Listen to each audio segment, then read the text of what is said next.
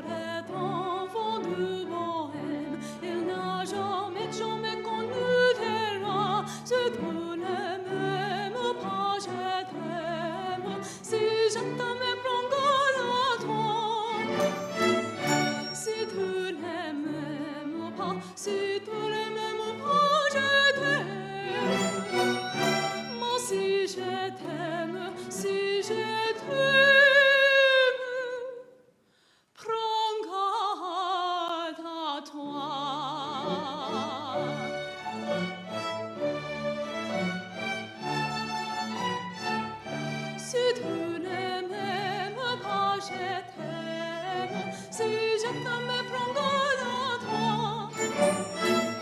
Si tu n'aimes pas, si tu n'aimes pas, je t'aime. Moi si je t'aime, si je t'aime, prends garde à toi.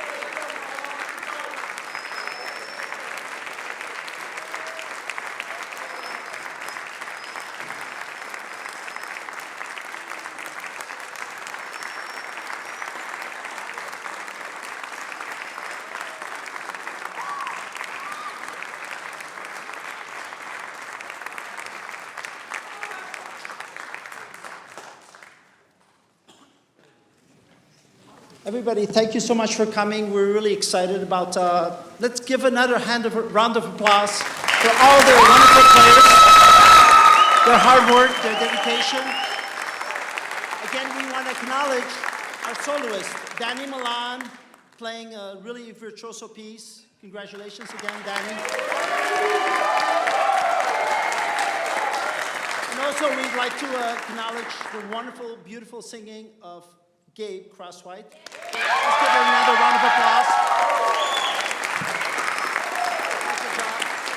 I just want to say that the strings did all the wonderful job amidst a really difficult time. We had lots of things to prepare for the IHSA contest. We had lots of pieces to prepare for our own concert. As you noticed, the last piece was quite challenging, but they did a great job. So again, warm applause for all your hard work and dedication.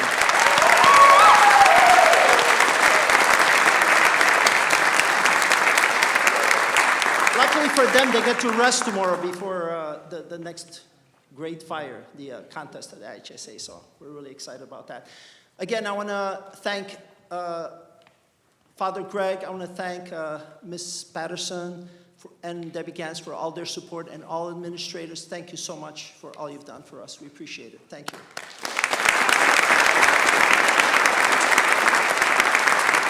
I also like to thank all the parents who helped us support everything that goes with the reception and monetary. I especially want to thank a person that has been great help to us and really gave us lots of instruments in donation. So we'd like to thank David Gatz for all his support, for helping us get new instruments for next year. We thank you.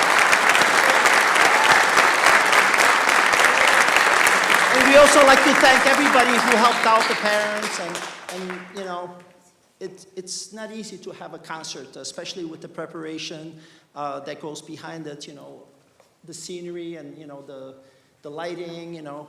Matt Lesky has been invaluable help to us, so we really appreciate all their help. Thank you again, Matt Lesky. So finally, I'd like to welcome everybody. We have one more concert, the last concert of the year. It's going to take place on May 1st. And this is going to be a special concert. Not only will we celebrate the seniors, but also we'll have the jazz ensemble performing alongside with us. So this is a new thing, and we're excited about that, in preparation, of course, for who's going to the Universal trip. So we're looking forward to the next concert, the Pops concert. So thank you so much, everybody, for coming. It's been a wonderful evening. And please stick around for the reception next door. And please allow students 10 minutes or so we can clear the stage. Again, a warm applause to everybody, and thank you all for coming. Have a wonderful evening.